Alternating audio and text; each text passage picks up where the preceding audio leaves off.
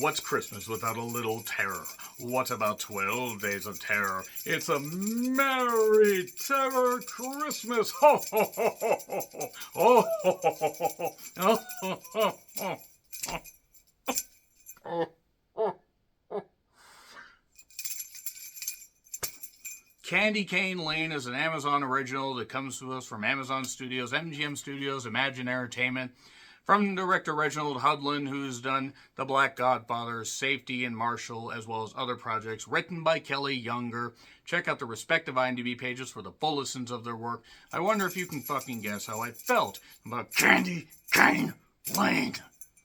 Eddie Murphy plays Chris, hardworking man that is going through a tumultuous time this holiday season. On one hand, he really wants to win this neighborhood decorating contest and just stick it to his neighbor Bruce, even though Bruce just seems like a fun guy, and he just seems like he just really wants to go all out, but he's not doing it to be mean, even if he throws a little amount of snide comments towards Chris. But Chris really wants to go all out for this season. He absolutely wants to make sure that it's the best Christmas ever for his family, especially this year, because there's a $100,000 prize on the line for the best, most lavish, most extravagant, most Christmassy house.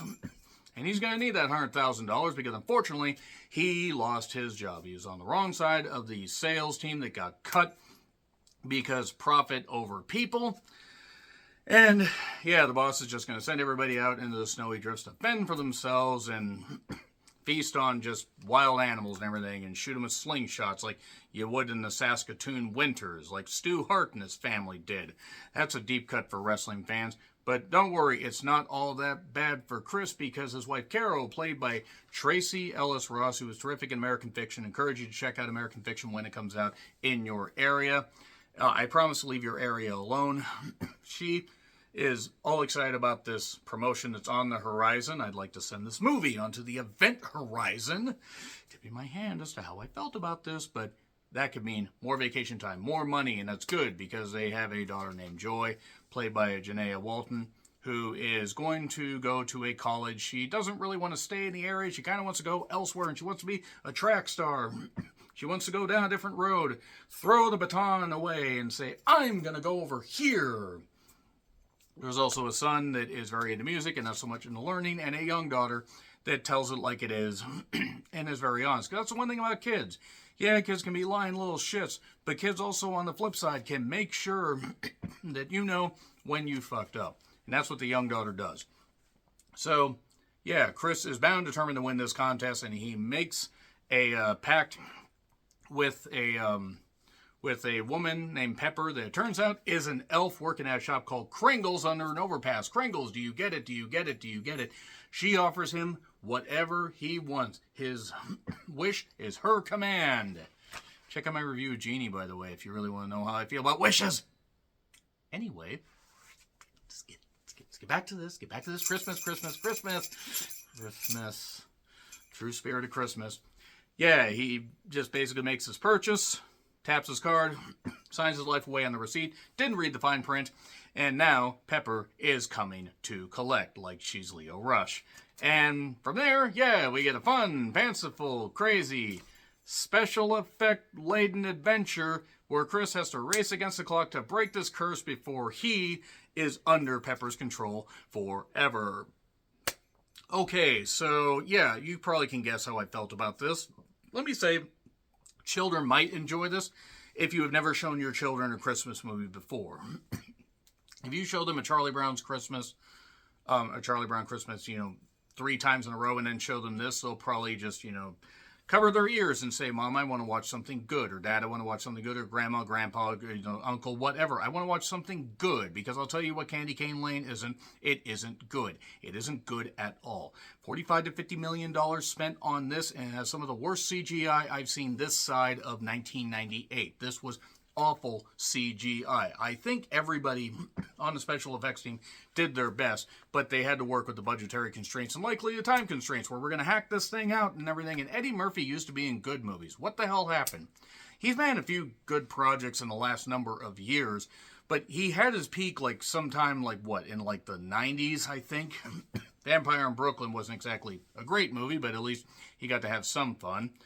But Eddie Murphy used to be really, really funny, and I would really like to know what he's doing in movies like this. Probably getting paid a shit pot full of money. So Nick Offerman, David Alan Grier have supporting roles here, as well as Robin Thede and Timothy Simons. And I want to say, honestly, nothing against Jillian Bell as a person, and I'm sure that she's been good in other projects. I believe I've even I can't say exactly what project I recognize her from, but I know I've seen her in other stuff. But this is one of the worst, like, goddamn, villain roles that I've seen in a while. It was written by a sea cucumber. I mean, I'm sure that Kelly Younger actually does have talent and knows how words work, but maybe Amazon just told him, write it so nobody can act like an actual goddamn human, because this isn't entertaining for children. This isn't entertaining for adults. I don't see how this is entertaining for families. It's not whimsical. It butchers a whole bunch of classic Christmas songs. And besides, an appearance by Nat King Cole, by an appearance, I mean an audio appearance, because Nat King Cole, unfortunately, has been dead for many years. And if not, this movie probably would have finished him off, because I know what about finished me off. I nearly turned this thing off multiple times. This was a terrible goddamn Christmas offering. One of the worst movies of the goddamn year. One of the worst Christmas movies of the last 15 years. And I went in with no expectations. I went in thinking that this probably wasn't going to be that great, but whatever. It'll go quickly. And then I saw the 2-hour runtime. Fortunately, about 14 minutes of that are end credits and the such, and credits for people that dub it over for other countries so they can understand what the fuck's going on. Honestly, you would be better off watching this almost in another language. Maybe you could find it more entertaining. You certainly could not find something more entertaining than Candy Cane Lane. Hell, just, I don't know, look out the window at the weather. Look at a cat play in the goddamn yard. Just do something. Go feed birds. Goddamn, speaking of birds, there's a lot of birds here. More birds than Alfred Hitchcock's The Birds had. This is a terrible movie. I'm going to get into spoilers because there's some shit I want to talk about, and I really don't want to spoil too much for people that haven't seen it yet, even though I pretty much tipped off that I absolutely despise this fucking movie and hated every character in it. Didn't hate the actors, just hated the characters in it. Hope everybody can go on and do more projects and everything, but Timothy Simon's character might have been the best because he was just a little snide, like, oh, I'm really doing this shit. Anyway, 3, 2, 1, and spoilers. So yeah, there are surfing teens on the sand because they're somewhere where it's always warm.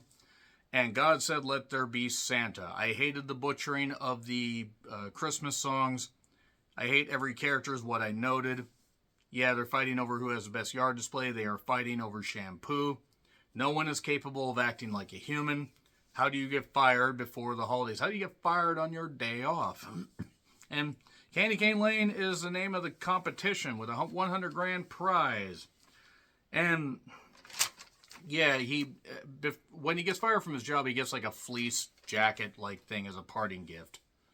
And then he re-gets it to Bruce later.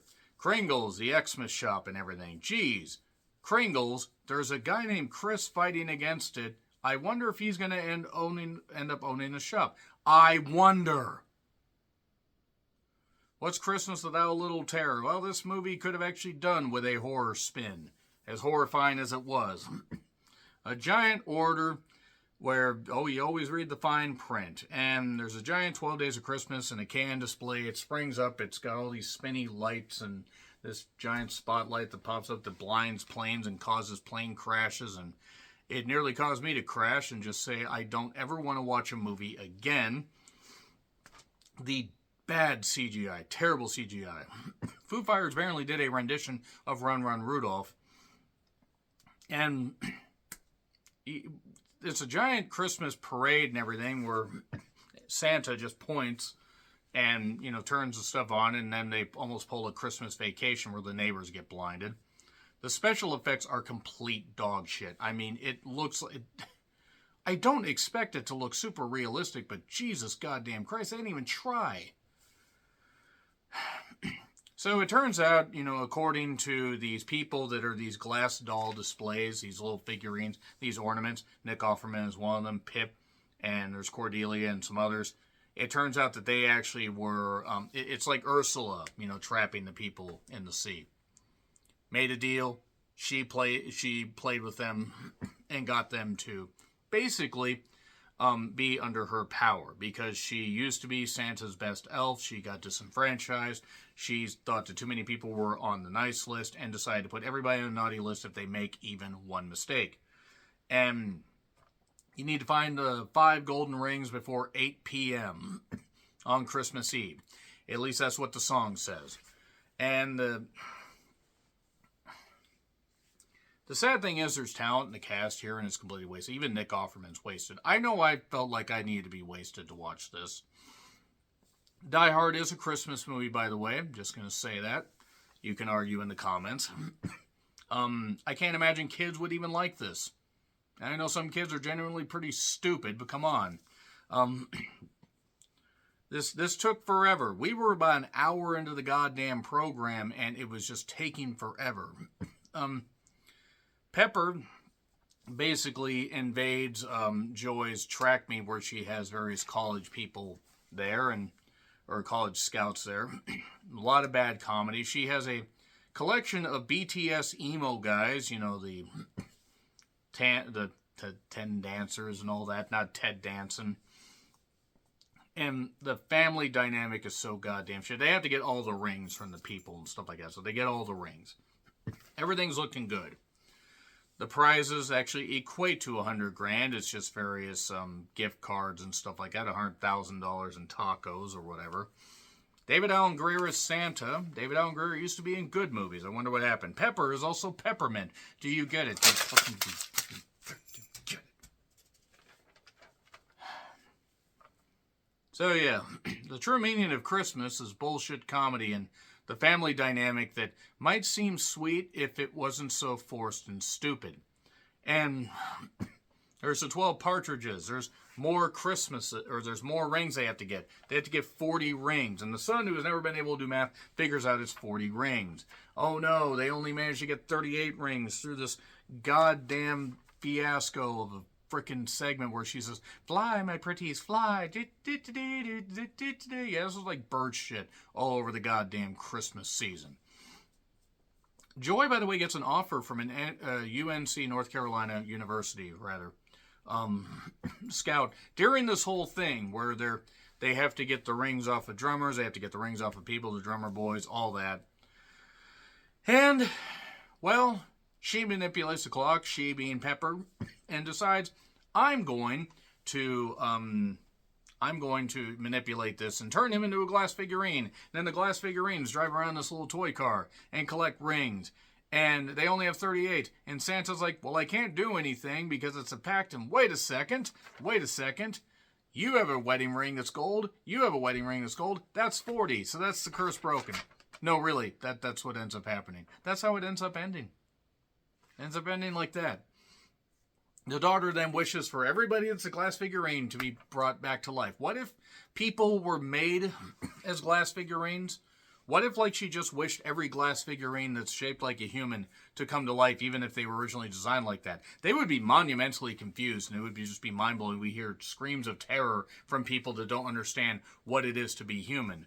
Nobody in this movie understands what it is to be human. And then she hugs the elf, and oh, why is it so warm? And oh, Pepper recognizes the true meaning of Christmas. Nick Offerman's there and kills a bird and shows up for Christmas. And oh, and then it turns out Santa trapped Peppermint as an ornament. And if you do good, I'll restore you and you can clean the deer stalls. You'll be cleaning deer dookie. And then we get outtakes and we get bullshit. Fuck you, Candy Killing Lane. Fuck you. Fuck. How dare you? How very fucking dare you? It's an F. I'm sorry. I mean, it's not even like, oh, I'm being a Grinch or bah humbug or all that shit.